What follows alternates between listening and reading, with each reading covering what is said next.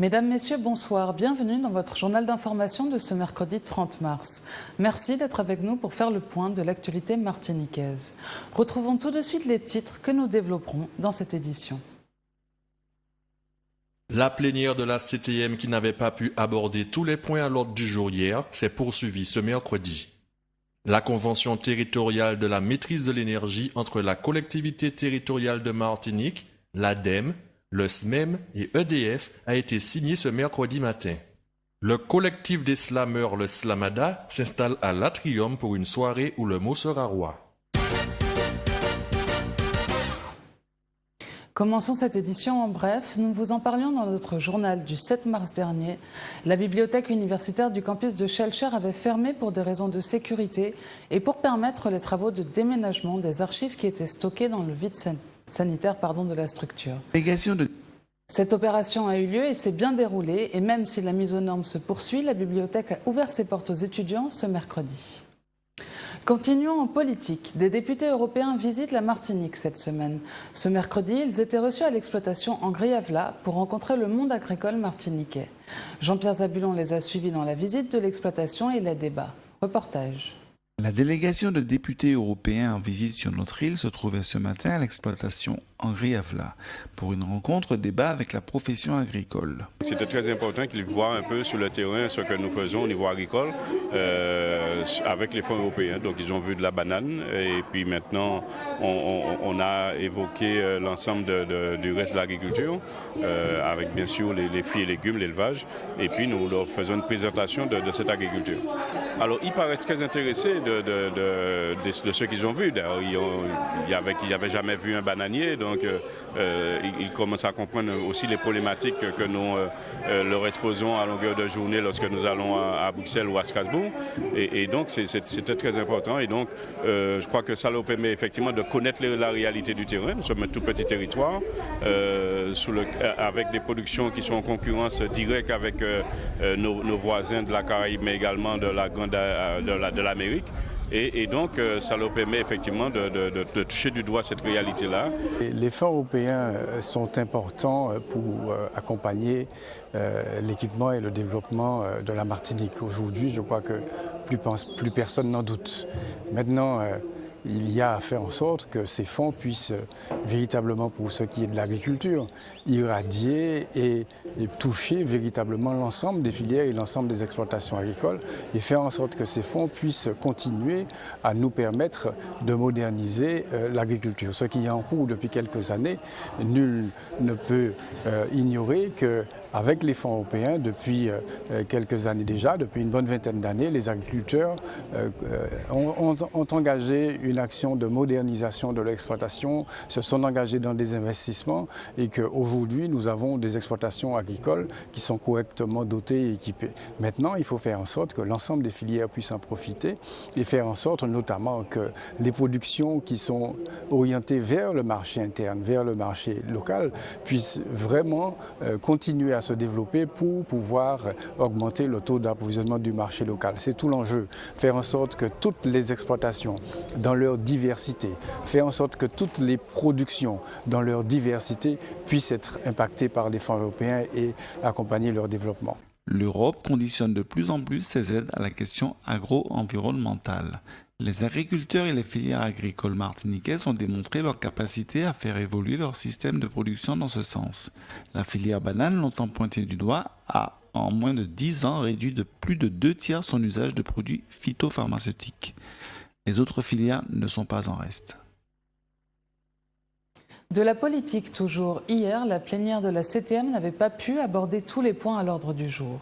Après les comptes administratifs des ex-conseils général et régional, les élus ont poursuivi leurs travaux aujourd'hui.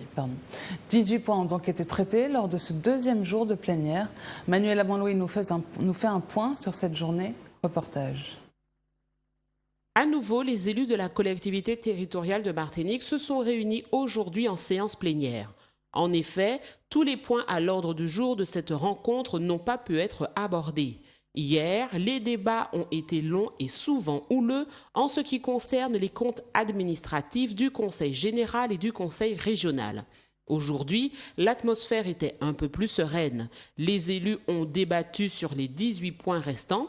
Il leur était demandé de s'exprimer notamment sur plusieurs projets de décret relatifs par exemple au marché public, aux aides personnelles au logement ou encore à la compensation des charges de services publics de l'énergie. Plusieurs dossiers clés ont donc été examinés. La sécurité, avec l'attribution aux SDIS d'une subvention d'investissement pour l'acquisition d'un système de gestion informatisé d'alerte. Le transport, avec la demande de prorogation de l'habilitation législative en matière de transport intérieur de passagers et de marchandises terrestres et maritimes. Le sport, avec l'attribution d'une subvention au comité régional de natation pour l'organisation des Carifta Games de natation et une autre subvention pour la Martinique Surf Pro. Associant l'environnement et la politique à présent, la collectivité territoriale de Martinique, l'ADEME, la SNEM et EDF ont signé la convention territoriale de la maîtrise de l'énergie ce mercredi matin à l'hôtel de la collectivité. Manuela Montlouis y était, reportage. La collectivité territoriale de Martinique, l'ADEME, le SMEM et EDF, acteurs majeurs de la transition énergétique, lancent le programme territorial maîtrise de l'énergie pour la période 2016-2020. Ce programme fixe les orientations et les moyens nécessaires à la réussite de la transition énergétique en Martinique. Nous disons aujourd'hui qu'il va falloir que la Martinique diminue sa consommation d'énergie. Développer les énergies renouvelables, c'est une bonne chose, mais il faut également maîtriser cette consommation à partir de 4 axes importants, notamment au niveau de l'éclairage public, qui représente 60% de la consommation des communes. Nous disons aujourd'hui qu'il va falloir lancer des technologies innovantes à travers notamment la lampe LED, qui nous permettra d'éclairer les routes nationales, l'autoroute et également nos stades. Dans un premier temps, nous allons donner également à nos partenaires, le Font-Saint-Jacques, le musée de Font-Saint-Jacques, pour pouvoir bénéficier de cette expérimentation. Mais au-delà de cela, ce qui est important, c'est que les consommations au niveau des bâtiments qui soient moins consommateurs d'énergie, réduire de 20% cette consommation d'ici 2020. Réduire également, permettre aux plus défavorisés d'avoir des chauffe-eau solaires. Là, l'ambition, c'est d'ici 2030, 60% de la population puisse bénéficier de l'énergie solaire.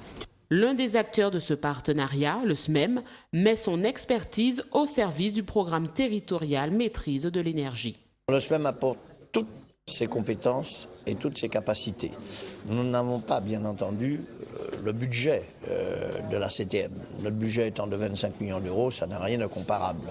Mais nous avons les moyens techniques, les moyens humains. Nous avons des ingénieurs dont c'est le métier qui travaillent au SMEM, en rappelant que le SMEM appartient aux 34 communes plus la CTM. Donc le SMEM est l'émanation de toutes les communes et travaille pour toutes les communes. Il n'y a pas de commune plus grande, plus importante l'une que l'autre au SMEM. Le SMEM est une entité qui a vocation à faire son travail, c'est-à-dire aider à diminuer le coût de l'énergie électrique sur le territoire de la Martinique et notamment pour les communes.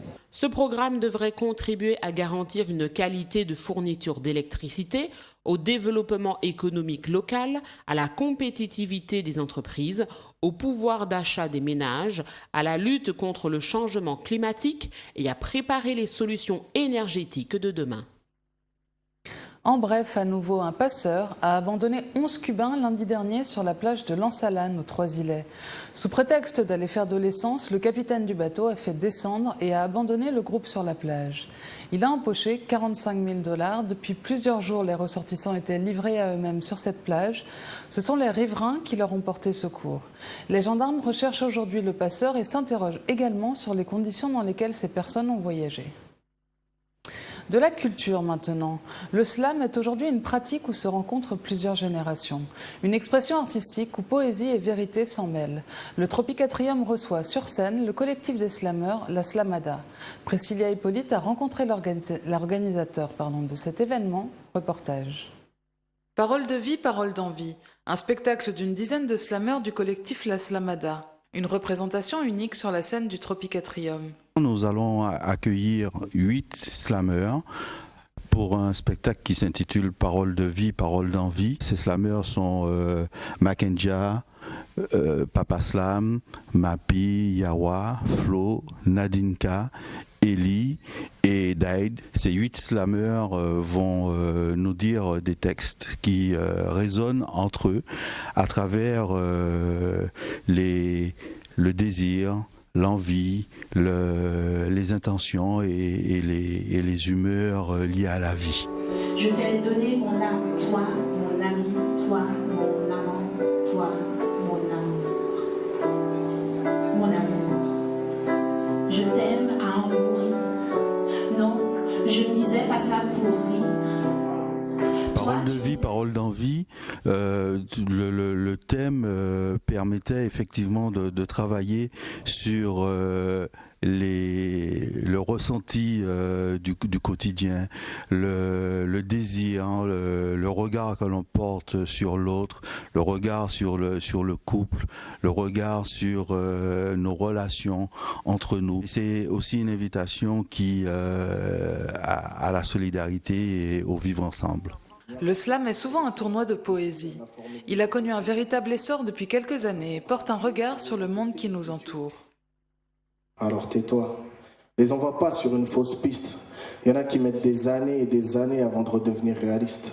Et moi, avec les années, il est vrai que je me suis assagi, mais ça ne change rien à la récurrence de mes sujets. C'est toujours de la même chose dont il s'agit.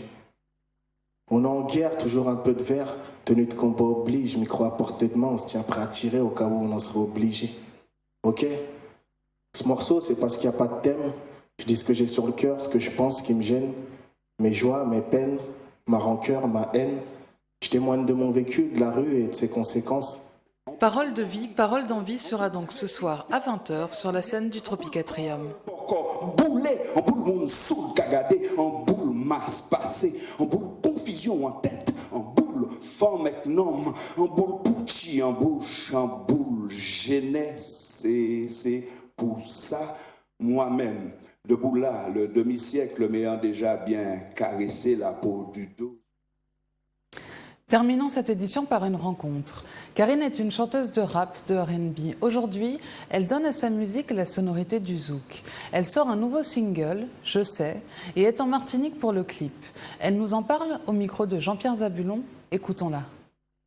Toutes les larmes de mon corps, quand tu es parti loin de moi, tu m'as fait croire que j'allais tard.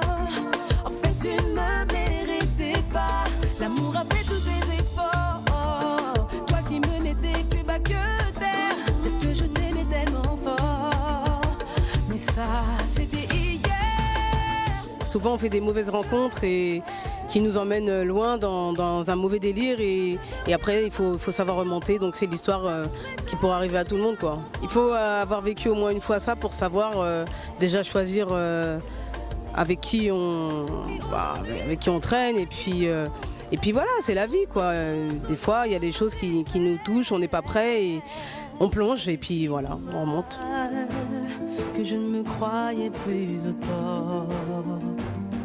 Non, non, non. J'avais si mal, mais c'était toi ma faute. C'était toi ma faute. Moi t'aider toute ma life. Je pensais à toi de jour comme de night. T'as volé l'amour comme de la. J'aime bien chanter des chansons qui sont un peu torturées et qui parlent de ce que les gens n'osent pas spécialement dire. Il y a des choses, il y a des sentiments qui font tellement mal qu'on n'ose pas les dire. Et je me force, comme c'est un peu ma propre thérapie, à chanter ce genre de chansons pour moi.